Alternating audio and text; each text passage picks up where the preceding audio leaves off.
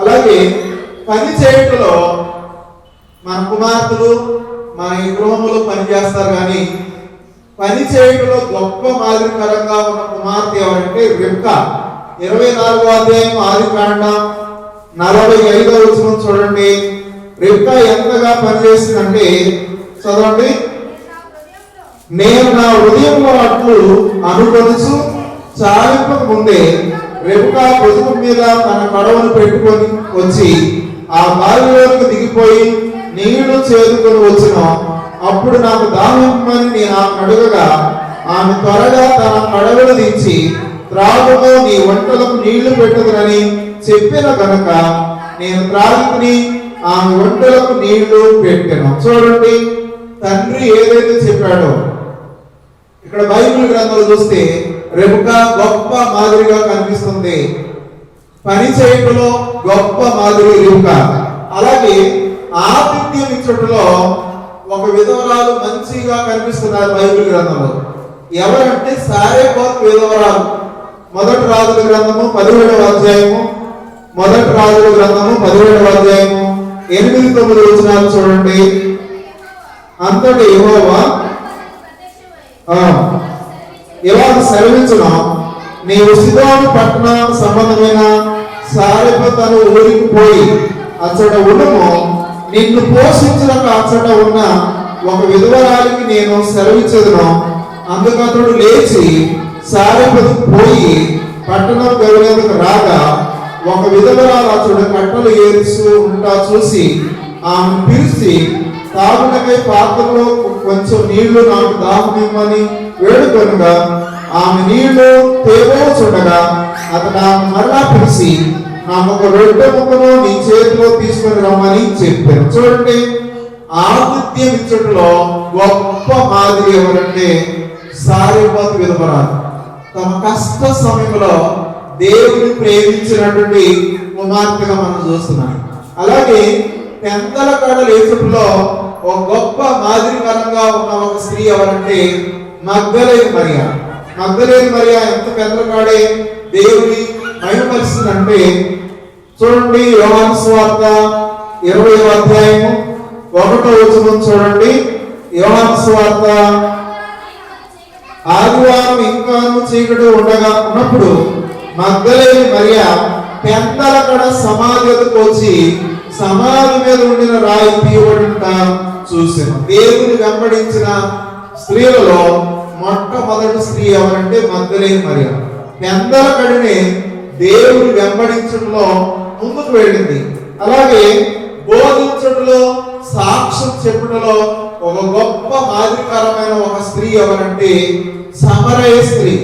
4వ అధ్యాయము యోహాను సువార్త ఎలాగ ఇతరులకు సాక్ష్యం చెప్పిందంటే 28వ వచనం చూడండి.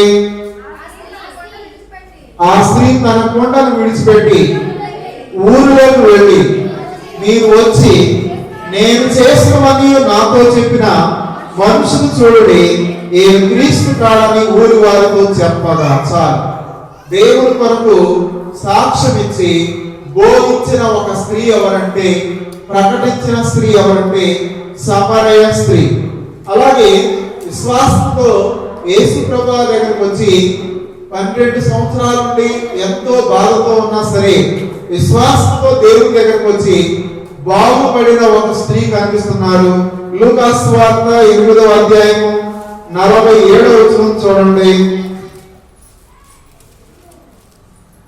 తాను మరుగై ఉండలేదని ఆ స్త్రీ చూసి వణుకుచూ వచ్చి ఆయన ఎదుట సాగిలపడి తాను ఎదు నిమిత్తము ఆయనను ముట్టినో వెంటనే తాను ఎలాగ స్వస్థపడినో ఆ సంగతి ప్రజలందరి ఎదుట తెలియజెప్పి. ఎవరంటే రక్తస్రావ రోగంతో ఉన్నటువంటి ఒక స్త్రీ దేవుడి దగ్గరకు వచ్చి విశ్వాసంలో ముందుకు వెళ్ళినటువంటి ఒక స్త్రీగా మనం చూస్తున్నాం.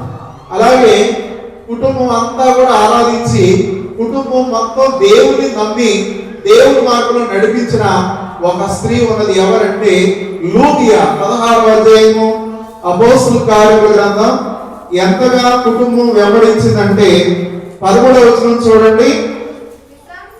విశ్రాంతి దినమున గౌరీ నది తీరమున ప్రార్థన జరుగుననుకొని అక్కడ వచ్చి కూర్చుండి కూడి వచ్చిన స్త్రీలతో మాట్లాడుచుండి, అప్పుడు లూదియాను దైవభక్తి గల ఒక స్త్రీ వినిచుండును. ఆమె ఉదాహరణ పొడిన అమ్ము తూయిదైన పట్టణస్థురాలు. ప్రభు ఆమె హృదయం తెలిసి గనుక పౌలు చెప్పిన మాటలు లక్ష్యం ఉంచును. ఆమె ఆమె ఇంటి వారు బాప్తిస్మం పొందినప్పుడు ఆమె, నేను ప్రభువునందు విశ్వాసం కలదని ఎంచితే నా ఇంటికి వచ్చి ఉండని వేడుకోను. అంటే ఆరాధించుటలో కుటుంబాన్ని అంతా కూడా దేవుని మార్గం నడిపించింది లూదియా. అలాగే కుమారుని దేవుని మందిరంలో పెంచుటలో ఎలాగ పెంచాలి, ఎలాంటి మార్గంలో పెంచాలి అనే దానికి ఒక మాదిరికరమైన ఒక తల్లి ఎవరంటే హన్నా. మొదటి సమూయేలు గ్రంథము 1వ అధ్యాయము 24వ వచనం చూడండి.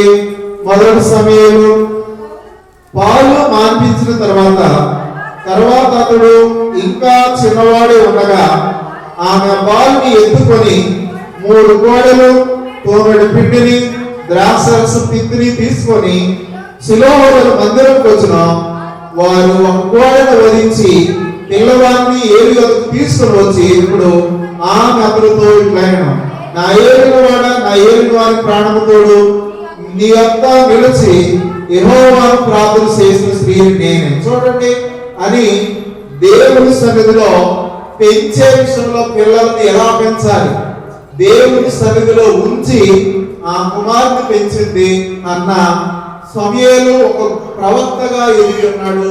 దేవుని మందిరంలో ఎదిగినప్పుడు దేవుని మందిరంలో ఎలాంటి ఆశీర్వాదములు ఉంటాయో ఇక్కడ ఈ వాక్యాన్ని బట్టి మనం చూస్తున్నాం. అలాగే లేయా మనం చూస్తే భర్త విషయంలో అలాగే తోడుకోవడం విషయంలో భరించడంలో ఒక మాదిరికరంగా ఉన్నది. ఎంతగా భరించిందంటే 29వ అధ్యాయము ఆదికాండ గ్రంథం 31వ వచనం చూడండి. 29వ అధ్యాయం 31వ వచనం, లేయా దేశింపబడుట యెహోవా చూసి ఆమె గర్భము తెరిచిన చాలండి. తోడుకోడలు అలాగే ఇంకొక ఇద్దరు కూడా ఉన్నారు, లేయా అలాగే ఇక్కడ బైబిల్ రాహేలు కనిపిస్తున్నారు. ద్వేషించబడినప్పుడు ఎంతగా భరించిందో, భరించింది కనుక దేవుడు ఆమె గర్భాన్ని తెరిచాడు. దేవుడు ఆమె విషయంలో గొప్ప కార్యం జరిగించాడు దేవుడు. ఇక్కడ బైబిల్ గ్రంథంలో చూస్తే చివరిగా సేవ చేయడంలో దేవుని మందిరంలో గడుపులో అన్నా అనే ఒక ప్రవక్త ఉన్నది. అన్నా కాదు, అన్నా. లూకాసు వార్త 2వ అధ్యాయము ఎంతగా దేవుని మందిరంలో గడిపిందంటే 2వ అధ్యాయం 36వ వచనం చూడండి. మరియు ఆషేరు గోత్రికురాలు ఫనీయేలు కుమార్తె అయిన అన్నా ఒక ప్రవక్త ఉండెను. ఆమె కన్యత్వం మొదలుకొని 7 ఏళ్ళు పెరుగుడితో సంసారం చేసి బహుకాలం గడుస్తున్నది. 84 సంవత్సరంలో ఎదురాలుండి దేవాలయం విడవక ఉపవాస ప్రార్థనతో రేయి మొదలు సేవ చేయి దేవుని మందిరంలో గడిపింది. అలా మనం దేవుని సన్నిధిలో చాలా మంది స్త్రీల గురించి చూస్తాం. చివరిగా ఒక మంచి గుణవంతురాలు, భక్తి పరురాలు, భయభక్తి కలిగినటువంటి ఒక స్త్రీ గురించి చూసి ఈ సమయాన్ని ముగించుకుందాం.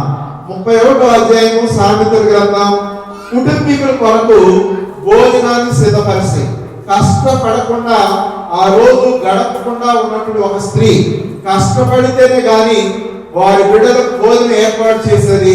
31వ అధ్యాయము సామెతల గ్రంథం 1వ వచనం చూడండి. రాజు అయిన లెమూయేలు మాటలు అతని తల్లి అతనికి ఉపదేశించిన దేవుని. ఇక్కడ బైబిల్ గ్రంథంలో చూస్తే 15వ వచనం చూడండి. ఆమె చీకటితో లేచి తన ఇంటి వారికి భోజనం సిద్ధపరచును. కనుక ఆ స్త్రీ ఎవరంటే దేవుని యందు భయభక్తి కలిగిన కొనియాడబడిన ఒక స్త్రీ. గట్టిగా చప్పట్లు కొట్టండి. 31వ అధ్యాయము 30వ వచనం చూద్దాం. చివరిగా సామెతలు, అందము మోసకారం, సౌందర్యం వ్యర్థం, యెహోవా యందు భయభక్తులు కలిగిన స్త్రీ కొనియాడబడును. చేసిన పనిని బట్టి అట్టి దానికి ప్రతిఫలం ఇయ్యదగును. గౌనులు ఎంత ఆమె పనులు ఆమెను కొనియాడును. చూడండి, ఈ రోజున స్త్రీ మహిళా దినోత్సవం కనుక స్త్రీలందరిలో ఆశీర్వదింపబడిన ఒక స్త్రీ ఎవరంటే మరియమ్మ గారు. ఇక్కడ యెహోవా యందు భయభక్తులు కలిగిన స్త్రీ కొనియాడబడుతుంది. ఆ స్త్రీ ఏం చేస్తుందంటే వారి పిల్లల కొరకు పెందల గడ్డ వేసి ఆహారం సిద్ధపరుస్తుంది, వ్యాపారం చేస్తుంది, వర్తకం చేస్తుంది, వ్యవసాయం చేస్తుంది. ఇక్కడ 31వ అధ్యాయం మీ తర్వాత చదువుకోండి. ఆ స్త్రీ ఎంత గొప్పగా కుటుంబాన్ని పరిపాలిస్తుందో మనం చూస్తున్నాం. కనుక ఇక్కడ చెప్పబడిన ఈ స్త్రీలందరూ కూడా బైబిల్లో ఒక మోడల్గా ఉన్నారు. కనుక కుమార్తెల్లో గొప్ప మాదిరి రిబ్కా, తల్లుల్లో గొప్ప మాదిరి ఎలిజబెత్, ఇంకా చాలా మంది ఉన్నారు. కనుక వారిని మాదిరికరంగా తీసుకొని ఈ మహిళా దినోత్సవం రోజున ఆశీర్వదింపబడిన స్త్రీలుగా మీరు ఉండాలని తెలియజేస్తూ ముగిస్తున్నాను. మోకరించండి, కళ్ళు మూసుకోనండి, చిన్న మాట ప్రార్థన చేద్దాం. మహోన్నతుడా, పరిశుద్ధుడా, జీవములైన తండ్రి, మీకే వందనాలు, కృతజ్ఞతాస్తుతులు చెల్లిస్తున్నాం. మరొకసారి మీ పాద సన్నిధిలో ఈ రీతిగా మహిళా దినోత్సవం గురించి ఆశీర్వదించబడిన కుటుంబం లేదా కొనియాడబడిన స్త్రీలలో మేము అనేక మంది బిడ్డల గురించి విన్నాం.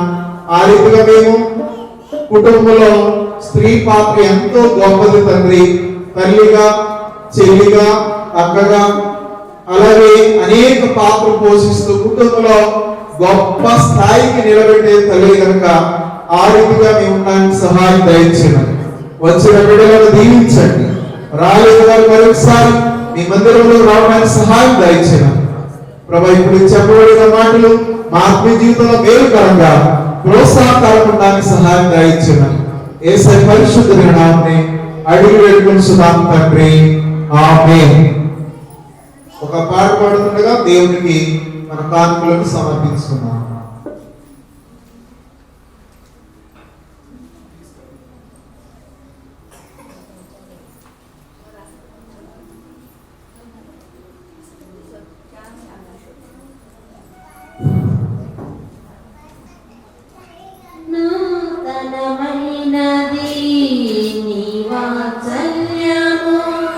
ప్రతిదినము నన్ను దర్శించెను.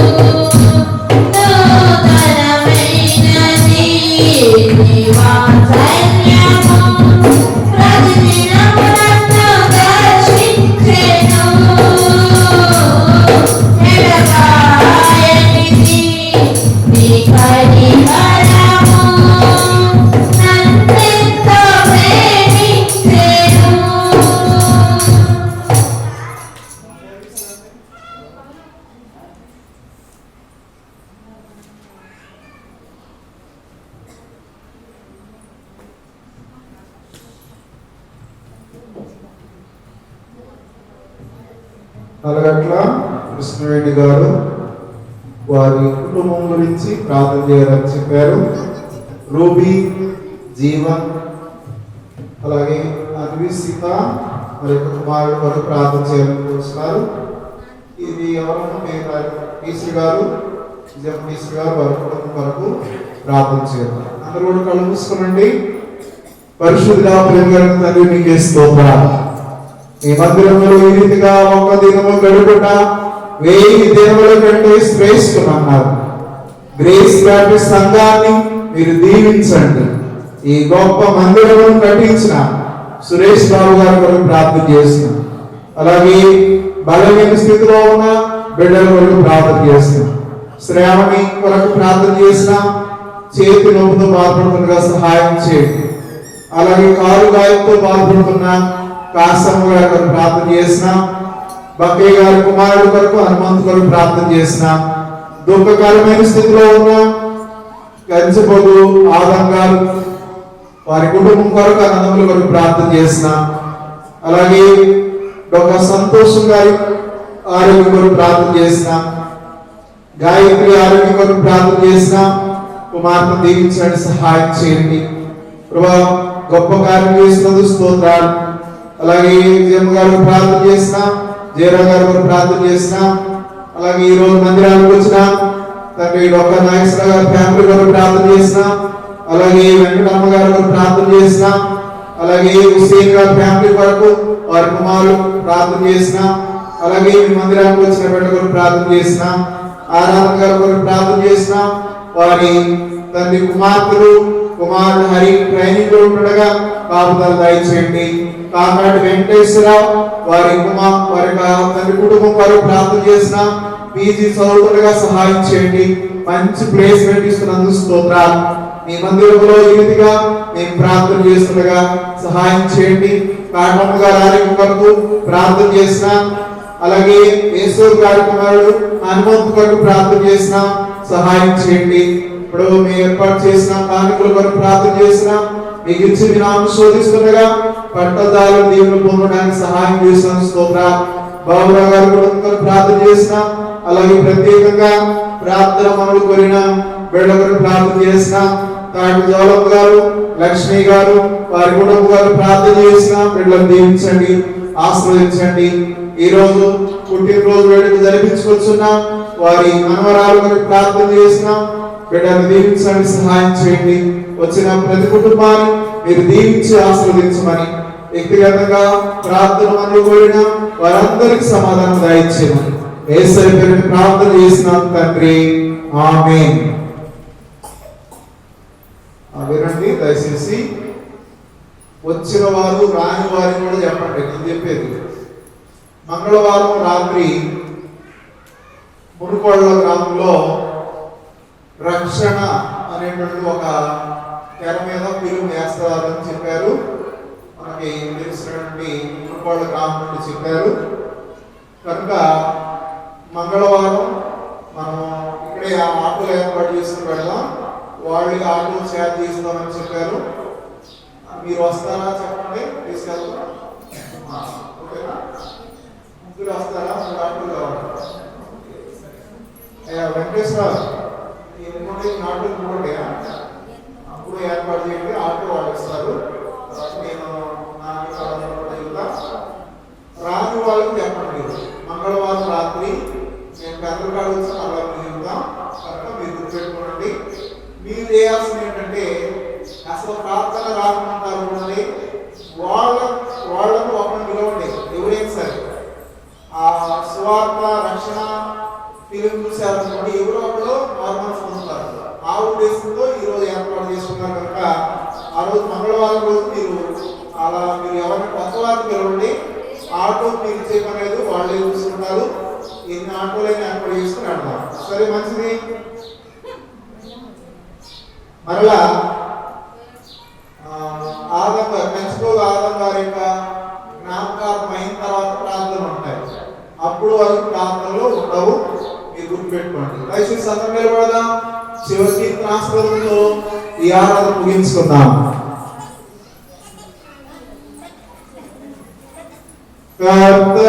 కర్తమమ్మును దీవించి క్షేమావించి పంపోము